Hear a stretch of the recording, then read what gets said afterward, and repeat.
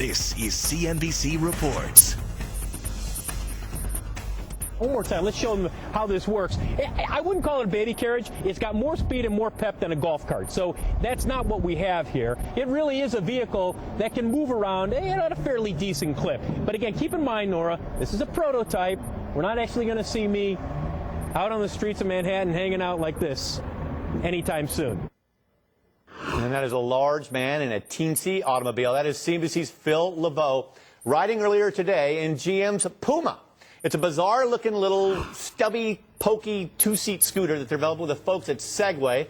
General Motors is aiming to have this baby ready for 2012. It will run on batteries. It'll have a top speed of 35 miles per hour.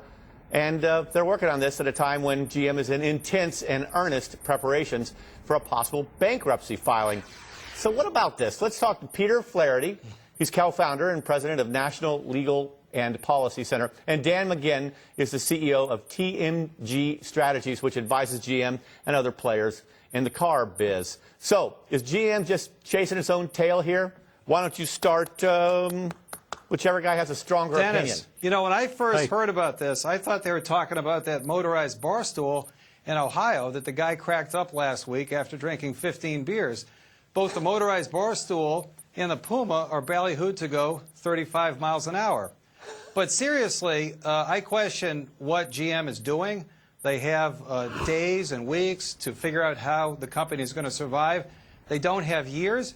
What in the world are they doing working on this experimental project? Perhaps it has something to do with the availability of federal funding from the Energy's retooling program meant to encourage electric cars. And that's what you get when you introduce government money. You get unintended consequences, and in this case, a very weird result. Peter, yeah, I guess they waited for the government money, and then they launched this initiative. I want to maybe bring, there's been many things going on in this company before this happening, so maybe this has been in the work a little bit longer than since the bailout money came 2 months ago. And having said that, Dan, I want to ask you this question. Why do we vilify these guys so much? Here's a company trying to do something innovative. If it had a Honda plate on it, we go, ooh, look at this, 200 miles per gallon. Oh, my God, they're going to kill the United States. Whether it's a swing or a miss, they're trying to do something innovative. It's not an either-or situation, and we vilify these guys whatever they do. Donnie, look, you've nailed it. People are missing the point here. First of all, this has been in development for more than 18 months. Second, we are at the early stages of the complete reinvention, not only of the industry, but of automobiles. Only 15%. So how long is it going to take? How long is it going to take? How long is the taxpayer going to have to fund this process? Peter, the taxpayer has not been funding that process. Do you want them to crawl into a ball and stop trying to innovate? No, I want them to build cars that they can sell at a profit. I can give you an easy answer. Let Dan finish. Dan.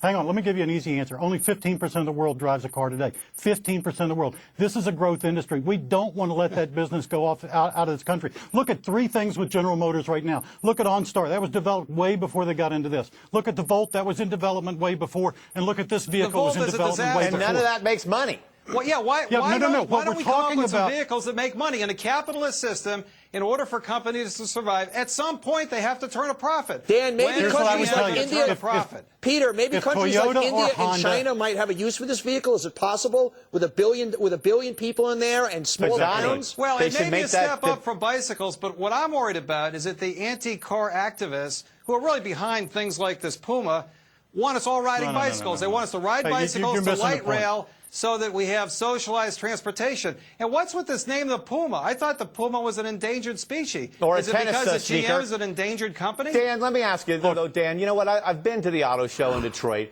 and the theme concept car is always such a wonderful headline grabber.